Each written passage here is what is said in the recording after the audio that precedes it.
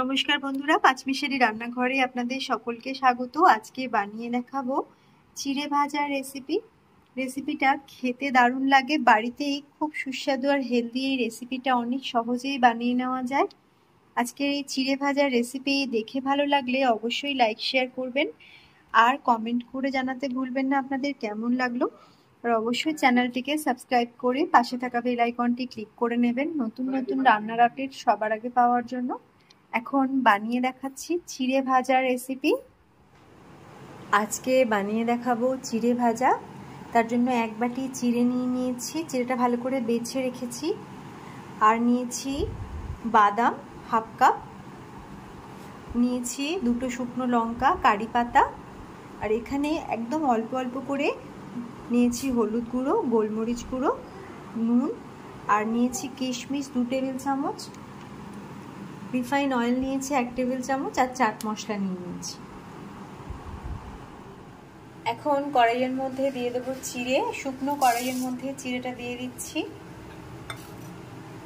আর আমি এখানে এই বাটির মধ্যে হলুদ গুঁড়ো, গোলমরিচ গুঁড়ো আর নুনের মধ্যে একদম অল্প জল মিশিয়ে একটু গুলে রাখছি।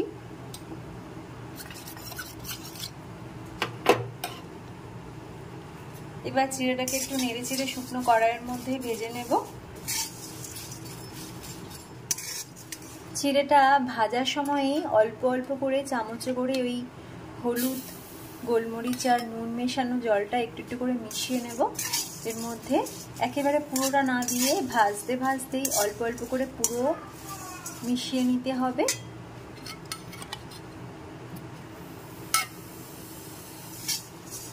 এইভাবে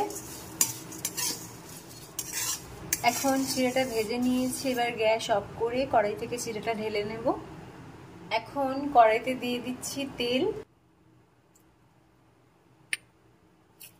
দিয়ে দিচ্ছি শুকনো লঙ্কা, একটু ভালো করে লঙ্কাটাকে ভেজে নিতে হবে।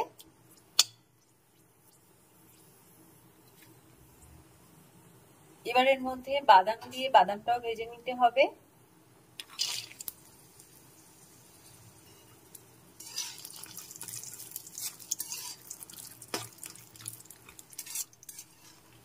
ভালো করে বাদামটা ভেজে নিয়েছি। এবার আমি এর মধ্যে দিয়ে দেবো কারি পাতা,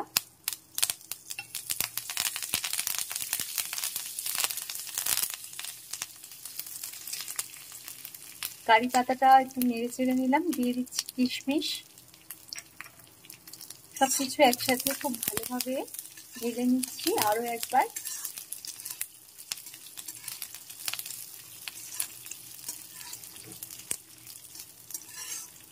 এবার আমি এর মধ্যে দিয়ে দেব ভাজা চিড়ে,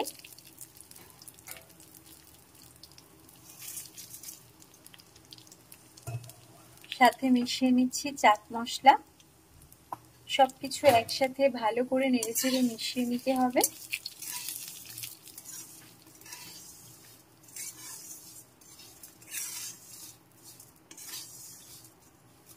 এবার আমি গ্যাস অফ করে দিচ্ছি। খুব সহজেই বাড়িতে চিড়ে ভাজা বানিয়ে নেওয়া যায়।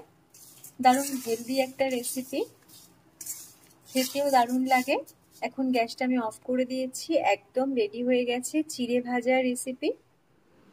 এখন বাড়ির তৈরি চিড়ে ভাজা রেসিপি একদম রেডি হয়ে গেছে। আপনারাও ট্রাই করতে পারেন রেসিপিটা।